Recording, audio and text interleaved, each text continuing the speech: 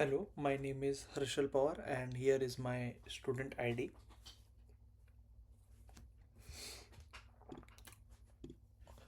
In question 3.4 and 3.5, we will be demonstrating a stateless firewall rules using IP tables to control telnet access in a network.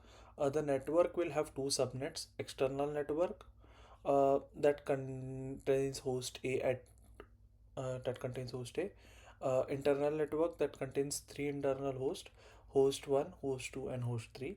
Uh, the seed router connects both the networks and is where we will configure the firewall. Uh, we need to implement three firewall rules. Allow all internal hosts on uh, 192.168.60 to run the telnet sessions. Second, allow external host to access only the telnet server. And third, block other packets. This is a common real-world firewall configuration, allowing all internal users full access while restricting the external access to only specific service on specific host. First, let us navigate through our lab setup.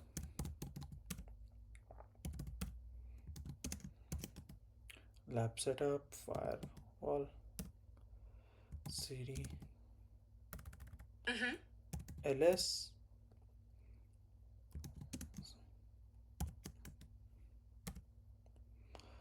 Uh, let me run my let me run my Docker now. Docker ps. Let me show you like all the five containers are running. Yeah, we can see all the five containers. The router, host A, external network, and the three internal hosts are running. Uh, Let us start the telnet servers on all the internal hosts. So mm, for the first host, docker execute it host 1 or host 1. Yeah, host 1 is 192.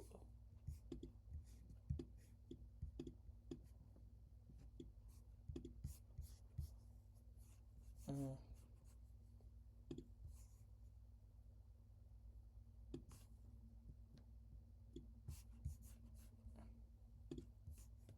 yeah, docker 1 host it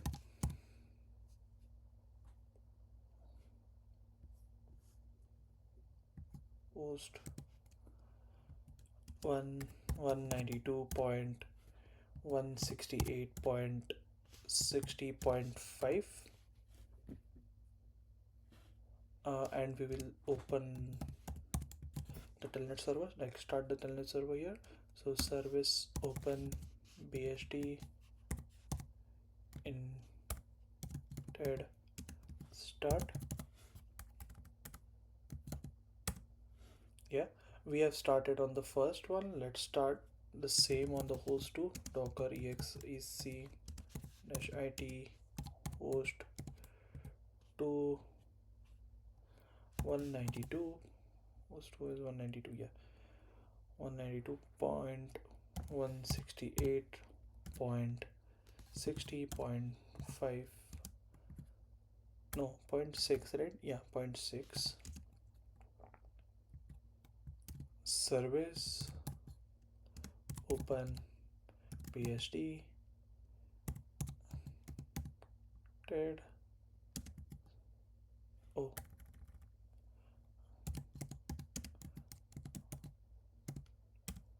yeah. And let's finally start it on our host 3. So docker execute it host 3 192.168.60.7 service open bsd netted start. Yeah, as we can see, all the three containers have been connected, like telnet servers have been started. Now let me enter the router and show that there are currently no firewall rules.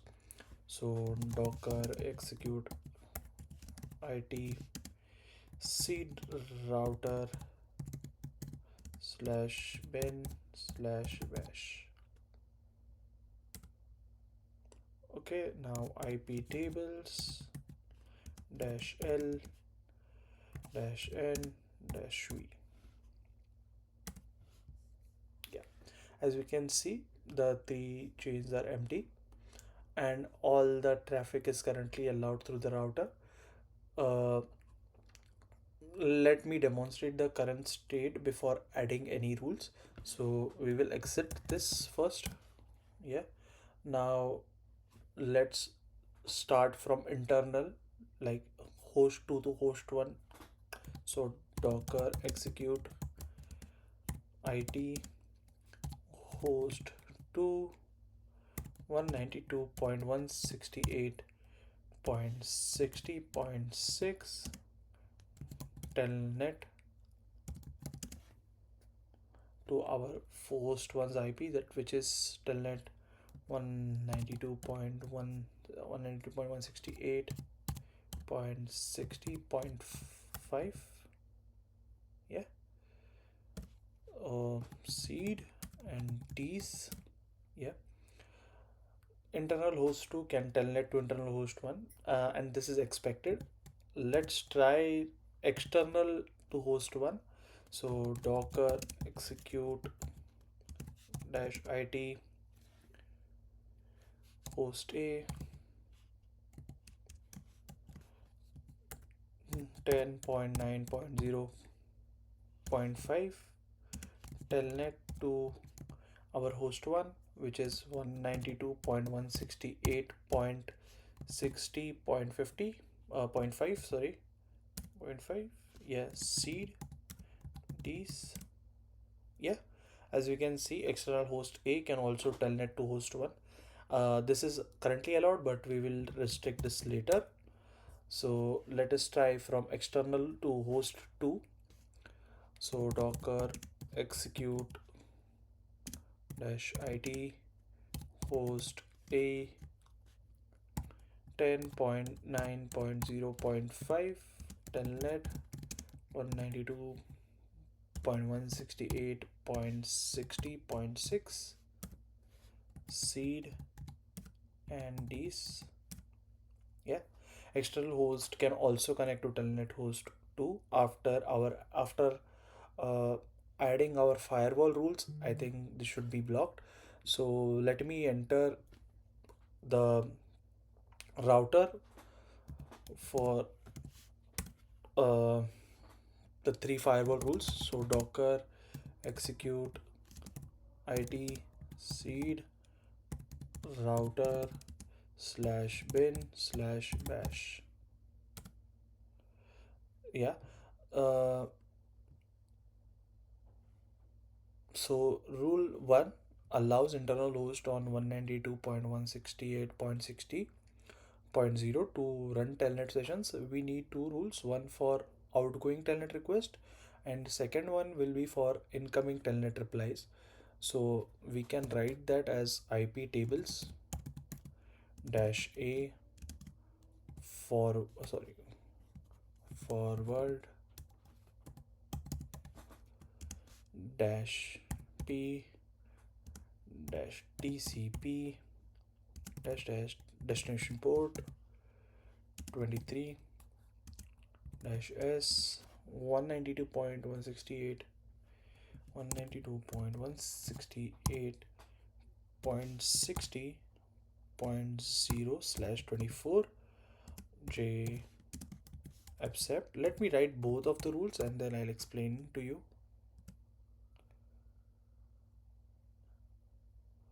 Oh, I guess I did a common typing mistake, a typo error. So yeah. Now let us write the rule 2. So it will be iptables dash a forward dash p tcp, but we don't want our destination port. Now we want our S port, source port. So source port is 23 dash destination. Our destination will be 192.168.60.0 168.60.0 slash 24 j accept. Oh, sorry, accept. Yeah. Now let me explain the rules. A dash A forward, we use forward chain because the traffic is passing through the router and and it is not distant for the router itself. Dash P TCP match the TCP protocol. Destination port 23 is as our telnet. So dash dash T port 23. Dash S 192.168.160.24. Source is any internal host. Dash J accept allows the package through. The second rule, dash dash S port is our source port 23. This is the telnet server's reply. And destination is our internal host, as we can see there. Dash J accept allow uh, the reply though through. Together, these two rules allow the internal host to both initiate and receive the telnet connections. Uh, Now, just exit. Let us exit this and uh,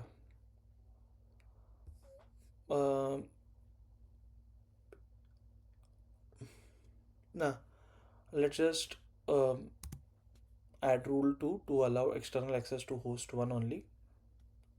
So IP tables dash a forward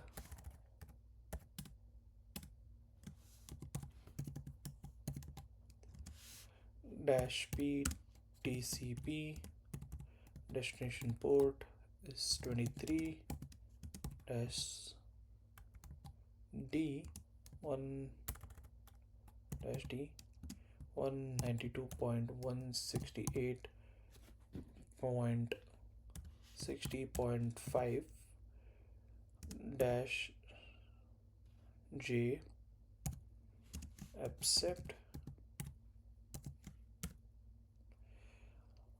Let me write the second rule as well. So iptables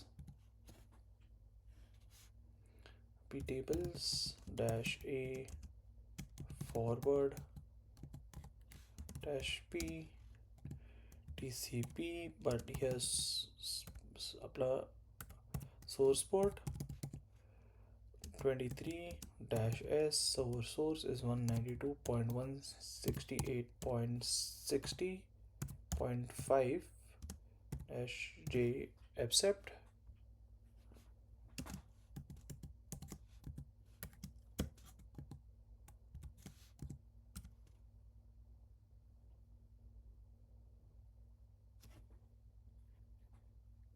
Oh, sorry, my bad. Yeah. So here there are two rules. Destination port is our telnet destination port. 192.168.60.5. Destination is only host 1, not host 2 or host 3. And dash J accept is like allow through. The second rule is our source port is 23, which is the telnet source port, the reply from host 1. And 192.168.60.5, that source is only host 1, and dash J is like allow accept allow the reply through. Now we specifically use dash T 192.168.60.5 instead of the whole subnet, and this is what restricts the external access only to host 1. Now let's add our rule 3 blocking everything else. uh, our rule 3 will block all other packets that didn't match our previous rules. So IP tables dash a forward dash j drop.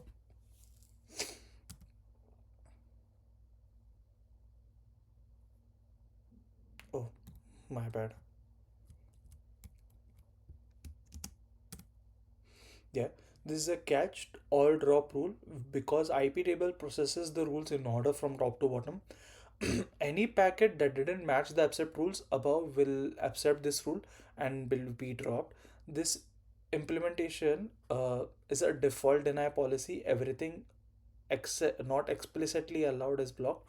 So Let me show you all the rules we have configured. So iptables slash l forward slash l forward dash n dash v. We can see all the five rules here. Accept TCP from 192.168.60.0 to port 23. Internal host is sending telnet. Second, accept TCP from port 23 to 192.168.60.24. Telnet replies to internal host. Third is accept TCP to 192.168.60.5 port 23, external access to host 1. Accept TCP from 192.168.60.5 port 23, replies from host 1. And fifth one is drop all, blocking everything else. Now let me test all the three scenarios to verify if it is working. So let us exit this and test one. We will execute the internal host to internal host 1. So docker execute it host 2 192.168.60.6 will be telnetting to our host which is at 1.5. So 192.168.60.5 seed these. As we can see, the internal host 2 can still telnet to internal host 1, and our rule 1 allows this. Let us exit now and we'll try external host A to host 1. So docker